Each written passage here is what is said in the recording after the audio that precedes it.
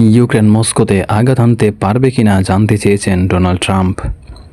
মার্কিন president Donald Trump ব্যক্তিগতভাবে ইউক্রেনকে রাশিয়ার ভূখণ্ডের গভীরে হামলা জোরদার করতে উৎসাহিত করেছেন।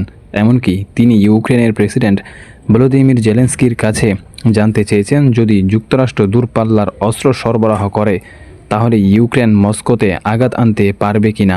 মঙ্গলবার ফিনান্সিয়াল টাইমস এ তথ্য জানিয়েছেন। এই কথোপকথনের সাথে পরিচিত দুই ব্যক্তির বরাতে দিয়ে সংবাদপত্রটি জানিয়েছে, রাশিয়ার প্রেসিডেন্ট ভ্লাদিমির পুতিনের সাথে কথা বলার একদিন পর 4 জুলাই ট্রাম্প ইউক্রেনের প্রেসিডেন্টের সাথে ফোনে কথা বলেছেন।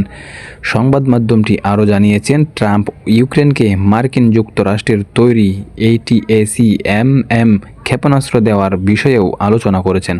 হোয়াইট হাউস তাৎক্ষণিকভাবে মন্তব্যের জন্য ব্রিটিশ বার্তা সংস্থা রটার্সের অনুরোধে সাড়া দেয়নি। ট্রাম্প ওই সময় জানিয়েছিলেন, পুতিনের সাথে ফোন আলাপে তিনি হতাশ হয়েছেন, কারণ মনে হচ্ছে না যে রুশ নেতা ইউক্রেনের বিরুদ্ধে যুদ্ধ বন্ধ করতে চায়। এই ছিল নিউজ আপডেট। নিত্য নতুন নিউজ আপডেটগুলো পেতে চ্যানেলটিকে সাবস্ক্রাইব করে পাশে থাকা বেল আইকনটি অন করে দিন। সবাই ভালো থাকুন, সুস্থ থাকুন, আল্লাহ হাফেজ।